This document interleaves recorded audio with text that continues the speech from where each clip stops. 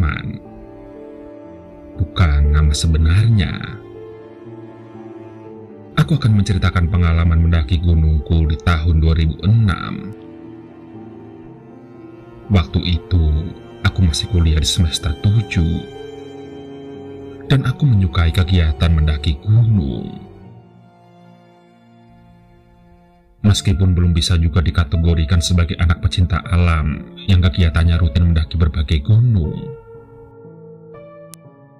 Mendaki gunung kulakukan semata-mata karena aku menyukai dan mengagumi keindahan gunung dengan hutan rimbanya.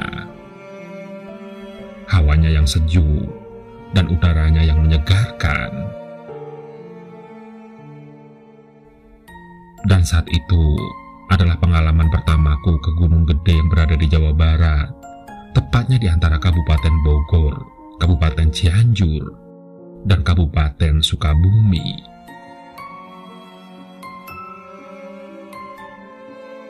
Dahulu ketika masih di bangku sekolah dasar, aku sudah sering mendengar cerita-cerita tentang Gunung Gede.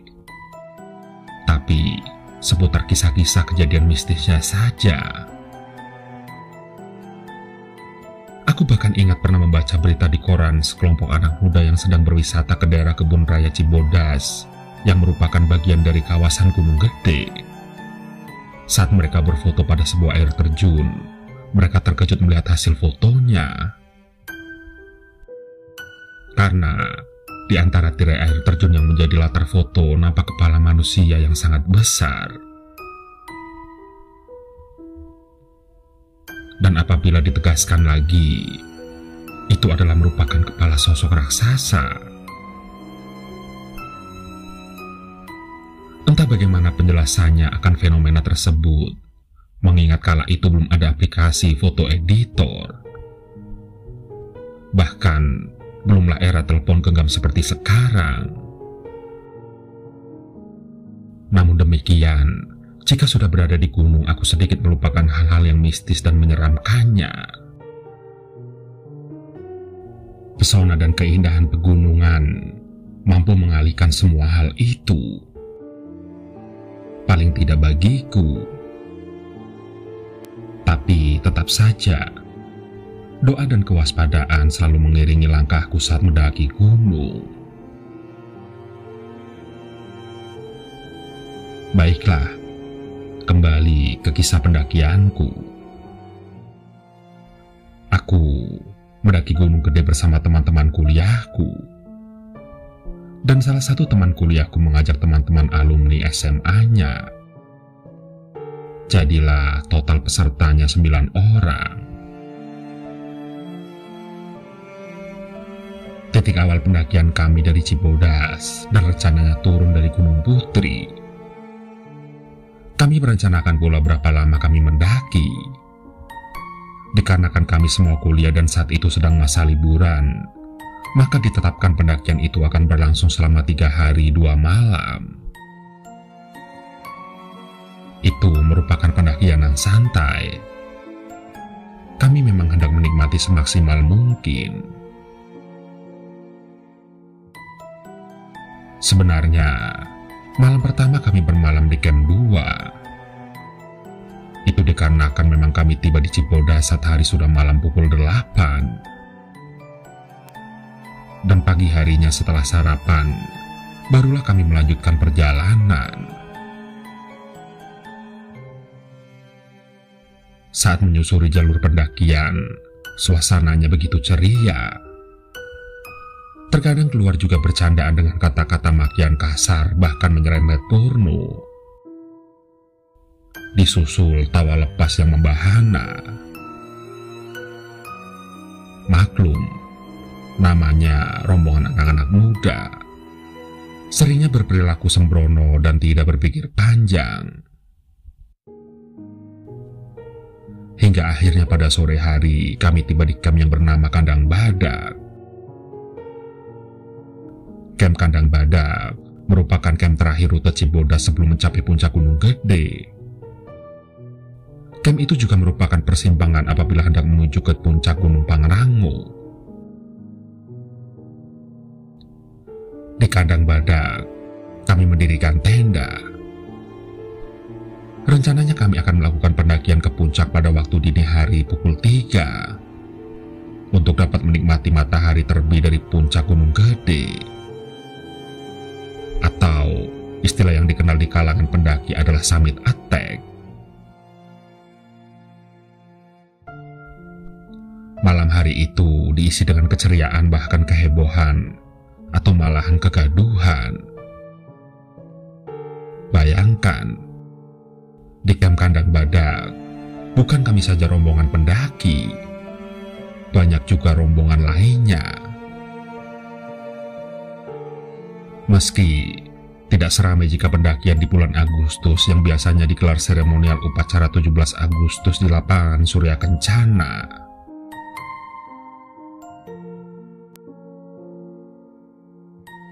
Di antara rombonganku saja sudah ramai dan seru dengan candaan. Saat itu kepada tetangga tenda-tenda dari rombongan pendaki lainnya juga kami saling bergurau, melemparkan candaan dan bahkan celah-celahan. Tapi tentu saja tanpa maksud menghina, namun hanya sekedar untuk menghangatkan suasana malam yang begitu dingin. Kelak tawa para pendaki memecah kesunyian rimba di sekitar Camp Kandang Badak.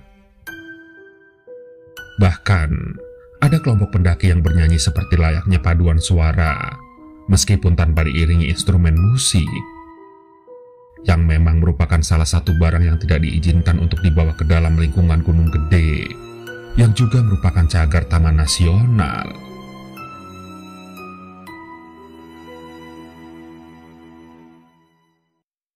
Malam semakin larut, kantuk pun mulai menghinggapi mataku.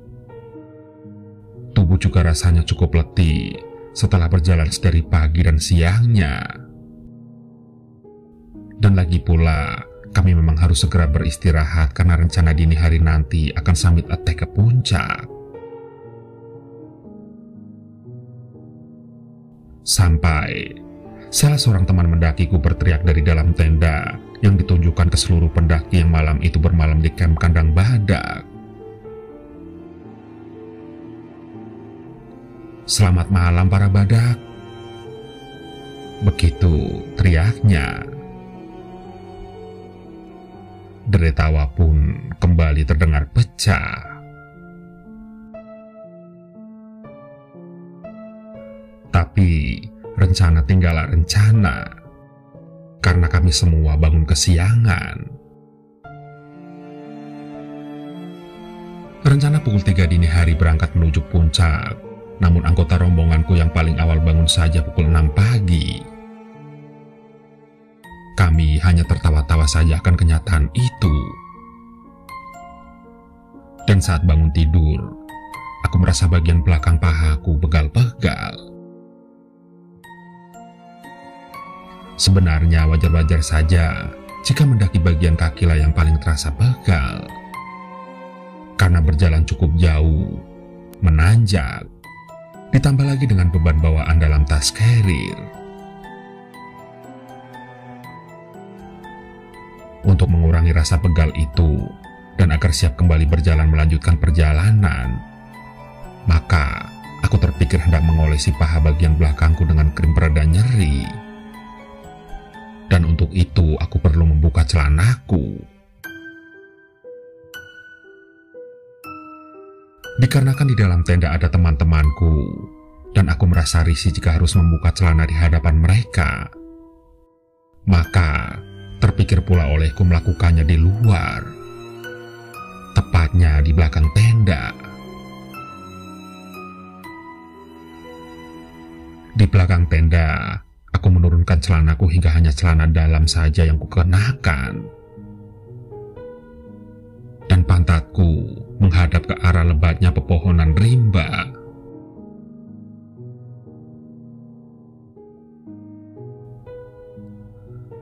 Baru beberapa oles krim ke bagian belakang paha, tiba-tiba terdengar ada benda yang terjatuh. Seperti ada yang melempar sesuatu ke arahku, namun lebih tepatnya ke atas dedaunan pada pohon di posisiku berdiri. Kemudian terdengar terdengar seperti ada yang jatuh ke permukaan tanah. Saat itu aku membayangkan sesuatu yang jatuh itu adalah batu yang cukup besar jika diterka dari bunyinya saat menghantam permukaan tanah. Lalu dedaunan dari atas pohon berguguran, bahkan beberapa ranting kecil juga turut luruh. Aku terkejut, lalu menoleh ke belakang, kemudian ke sekeliling. Aku tidak melihat seseorang atau hewan liar misalnya. Bahkan bunyi berdebam yang kukira batu pun tidak kulihat sama sekali. Karena logikanya, jika itu batu, pastilah masih akan terlihat menggelinding pada permukaan tanah yang tidak terlalu rata. Aku benar-benar tidak bisa memastikan asal suara dan apakah itu. Sampai beberapa teman-temanku keluar dari tenda dan bertanya-tanya. "Apaan tuh, Man?" tanya mereka. "Gak tahu gua," jawabku. Terlihat juga pendaki dari rombongan lain yang tendanya didirikan tidak jauh dari tenda kami mendengar juga. Lalu mereka bertanya hal yang sama. Aku pun menjawab tidak tahu kepada mereka.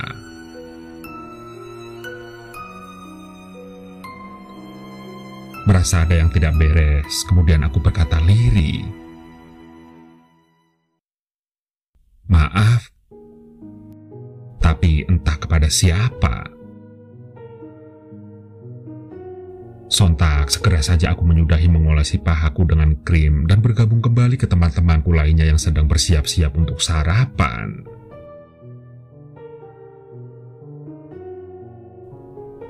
Singkat cerita, pukul 10 menjelang siang kami melanjutkan perjalanan menuju puncak Gunung Gede. Keceriaan bersama teman-teman saat berjalan membuatku lupa atas kejadian tadi pagi. Semakin dekat ke puncak, tibalah kami pada satu titik pendakian yang paling menantang adrenalin para pendaki.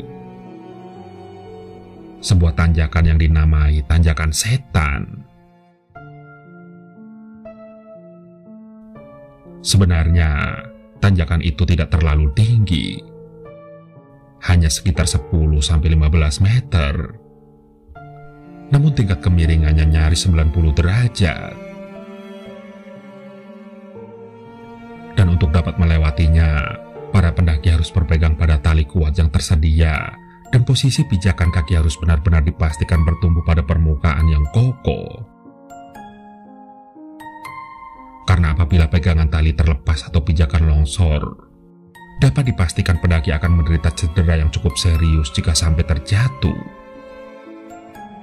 Maka dari itu, konsentrasi dan kehati-hatian tetap diperlukan.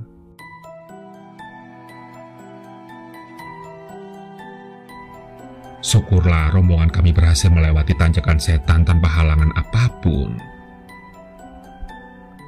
Sesampai di atasnya, kami tidak langsung melanjutkan perjalanan, dikarenakan melihat landscape pemandangan yang indah. Pemandangan sekitar Tanjakan Setan adalah bukit-bukit dengan hamparan lautan hijau rimba belantara, diselimuti kabut putih pada beberapa bagiannya. Kita mendapatkan pemandangan penglihatan burung, dikarenakan posisinya berada pada ketinggian.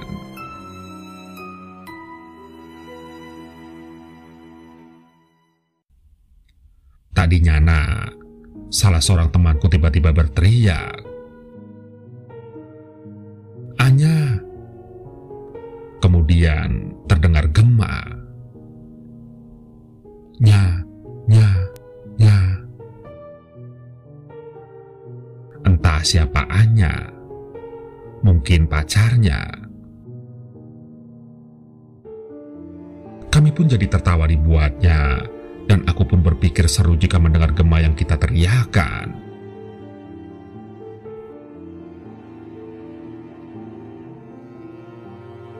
Lalu, hal Hal yang sama diikuti oleh lainnya termasuk diriku, memanggil nama-nama pujaannya masing-masing. Hingga akhirnya nama-nama yang tidak jelas siapa. Munaro, Ro. Woi. Anybody home? Semakin ngaco. Lalu temanku kepikiran untuk usil. Dia berteriak, Bang, abang bakso, sini bang.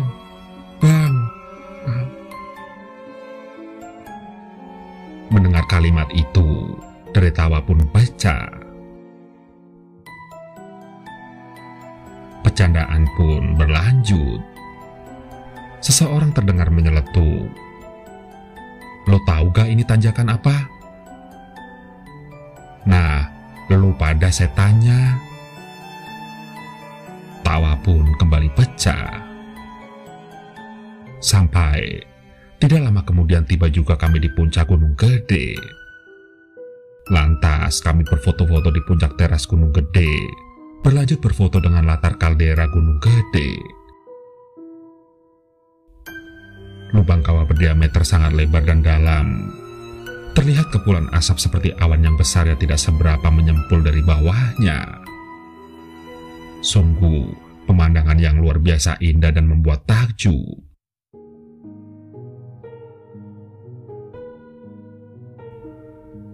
Setelah bersantap siang lanjut beristirahat sebentar, kami pun melanjutkan perjalanan ke alun-alun Surya Kencana.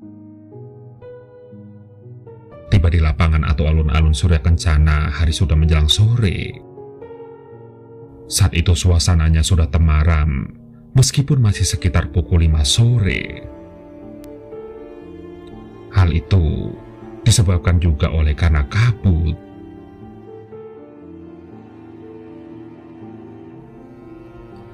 Alun-alun Surya Kencana merupakan sebuah lahan yang sangat lapang bagaikan sabana. Letaknya tidak jauh dari puncak Gunung Gede.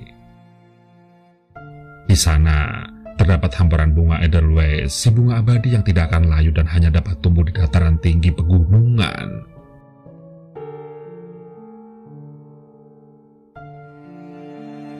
Surya Kencana juga merupakan titik temu pendaki yang hendak menuju puncak Gunung Gede atau Pangrango, yang berangkat dari basecamp Gunung Putri ataupun Salabintana, Sukabumi.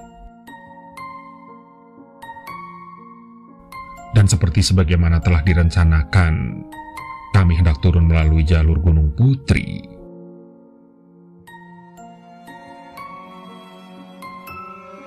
Hari sudah semakin sore. Sebentar lagi masuk waktu maghrib. Saat berjalan menyusuri jalan setapak yang menuju gerbang Gunung Putri, suasananya sangat hening dan sepi. Aku sebenarnya merasa aneh. Karena semalam di kamp Kandang Badak, suasananya tak ubahnya seperti pasar malam saja. Ramai sekali. Namun, saat hendak turun lewat Gunung Putri, hanya ada rombongan kami saja. Tapi, kupikir kebanyakan pendaki pasti sudah terlebih dahulu turun karena berhasil summit attack menyaksikan matahari terbit dari puncak Gunung Gede pada subuh hari lalu. Kemudian, turun di siang harinya. Sedangkan rombonganku bangun kesiangan. Atau boleh jadi juga, rombongan pendaki lainnya setelah berhasil menuju puncak Gunung Gede, kemudian turun kembali mengambil rute yang sama dengan saat berangkat, yakni lewat basecamp Cibodas. Istilahnya disebut tektok. Jadi, benar-benar hanya kami saja bersembilan berjalan di lapang yang luas di antara sabana bunga Edelweiss.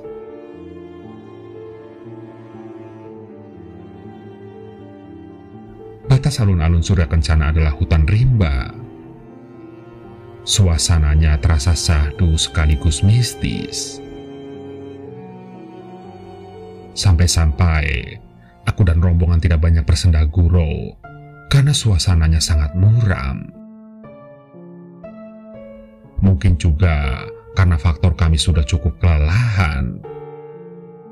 Atau bisa jadi juga sebagaimana yang aku rasa. Teman-temanku juga merasa di antara rimbunan lebatnya pepohonan yang menghitam, ada yang sedang memperhatikan kami.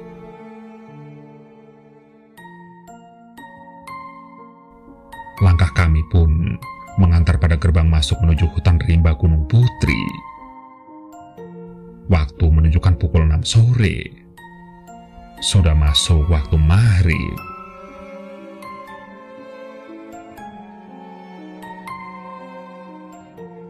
Karena pertimbangan kami sudah terlalu banyak istirahat, maka diputuskan melanjutkan perjalanan. Rencananya untuk istirahat nanti saja, sekalian jika sudah tiba di desa di kaki Gunung Putri. Dan saat memasuki gerbang Gunung Putri yang saat itu hanya terbuat dari kayu, aku merasa seperti masuk ke dimensi lain. Suasananya berubah lebih gelap, dikarenakan vegetasi pohon-pohon besar mulai rapat. Kami pun berjalan dengan menyalakan senter genggam, dan beberapa temanku memakai senter kepala. Oh ya, aku lupa menyampaikan di awal. Salah seorang peserta pendakian kami adalah perempuan. Bahkan dia satu-satunya peserta perempuan. Namanya Tami. Meskipun perempuan, dia cukup tangguh. Selama pendakian dia tidak ingin dimanjakan. Meskipun kami semua yang laki-laki melindunginya semaksimal mungkin. Namun, semenjak di Surya Kencana kondisi tubuh Tami menurun. Dia sangat kelelahan. Maka dari itulah, saat berjalan menapaki hutan rimba gelap pekat Gunung Putri, kami tidak dapat berjalan bergegas. Meskipun sebenarnya kami dapat melakukannya.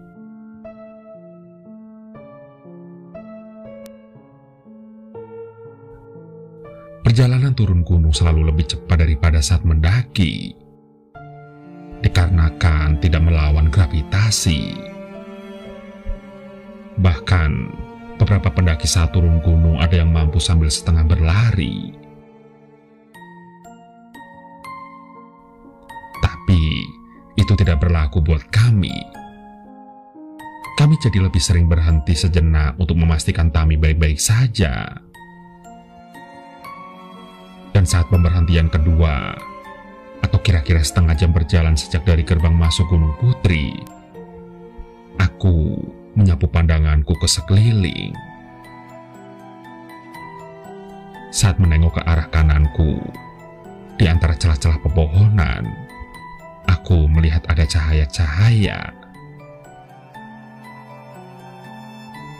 Tadinya aku pikir itu adalah cahaya lampu-lampu rumah dari desa yang ada di kaki Gunung Putri nun jauh di bawah sana. Tapi kemudian aku berpikir bahwa kami belumlah terlalu jauh dari Surya Kencana yang masih terbilang puncak gunung gede. Mana mungkin desa sudah bisa terlihat.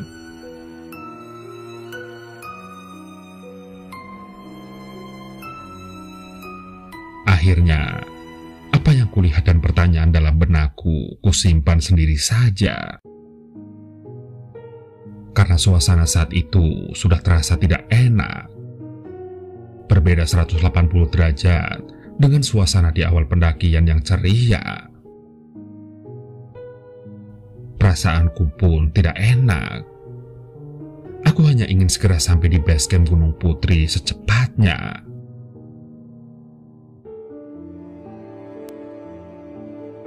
Kini, tidak ada lagi canda pada perjalanan turun kali ini. Kami semua seperti terhanyut dalam pikiran masing-masing. Paling-paling, komunikasi antar kami adalah saling mengingatkan agar berhati-hati melangkah jika ada yang melihat seperti akar atau apapun. agar jangan sampai tersandung.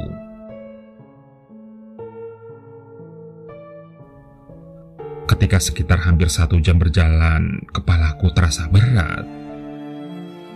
Bahkan sampai aku merasa kesadaranku seperti semakin menurun.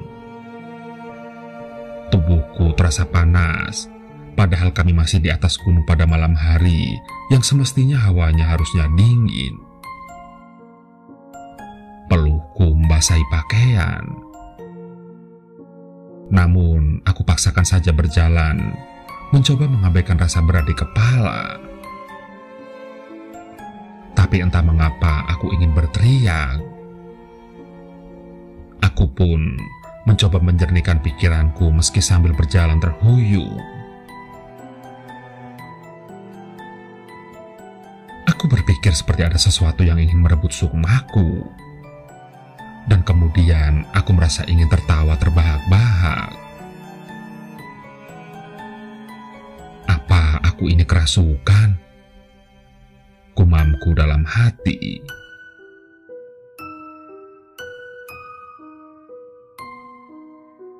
Tidak, itu tidak boleh terjadi. Lagi pula ini masih di tengah hutan belantara. Mana sudah malam juga. Jika terjadi apa-apa dengan rombonganku, sepertinya bantuan dari orang lain akan sulit. Batinku. Aku meminta teman-temanku berhenti sebentar untuk beristirahat karena kepalaku terasa semakin berat. Lantas, aku pun memanggil temanku Hafid. Fit, tolong baca-bacain gua doa di punuk gua. Doa apa aja yang lu bisa. Hafid langsung saja melakukan yang aku pinta. Dia tidak bertanya mengapa atau kenapa atau ada apa. Teman-teman yang lain juga demikian, tidak ikut bertanya. Tak salah lagi, kami semua sedang berpikir hal yang sama. Ada sesuatu yang tidak beres. Kami sedang diganggu oleh makhluk halus penghuni Gunung Putri.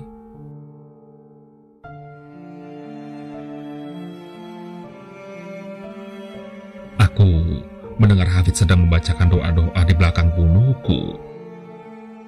Aku sendiri tidak tahu doa apa yang dibacakannya. Dan kemudian dia meniup punukku. Setelah dibacakan doa, rasa berat di kepalaku berkurang dan kesadaranku seolah semakin penuh.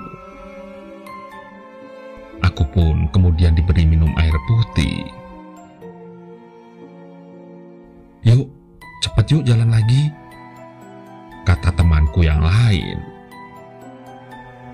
Kami pun melanjutkan perjalanan lagi.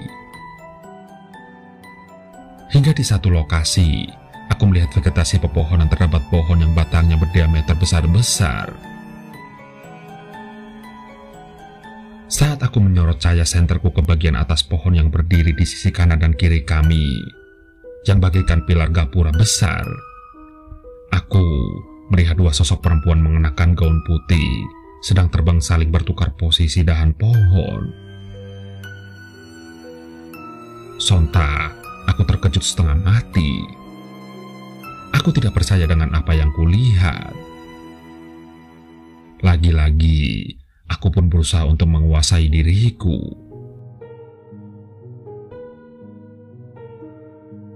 Kembali, aku tidak memberitahu teman-teman yang lain atas apa yang kulihat.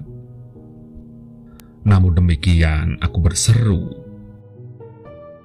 "Jangan nyenter ke atas ya. Jangan nyenter-nyenter ke atas." Hafid yang sedang membacakan doa-doa kepadaku berjalannya berdekatan denganku, mengulangi seruanku kepada teman lainnya, seolah menegaskan. Dan lagi-lagi, teman-temanku tidak ada yang bertanya. Semua diam sambil tetap berjalan menuruti saranku. Hingga akhirnya, setelah perjalanan yang menegangkan, kami mulai melihat perkebunan. adalah tanda kami sudah dekat dengan desa. Dan benar saja, rumah yang dijadikan pos jaga oleh petugas basecamp Gunung Putri sudah di depan mata. Singkat cerita, di pos basecamp Gunung Putri kami menyelesaikan semua keperluan administrasi kepada petugas.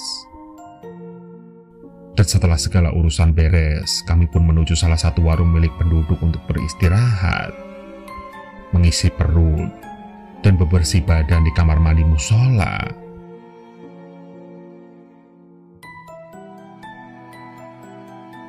Saat sedang duduk-duduk di warung, badan dan pikiran sudah lebih segar. Barulah semuanya berani berbicara, menceritakan apa yang dirasakan saat perjalanan turun gunung di Gunung Putri. Benar, semua dari kami memang merasakan ada hal yang ganjil di sana.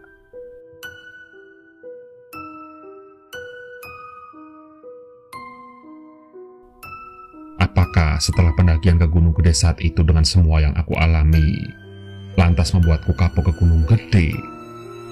Jawabannya adalah tidak.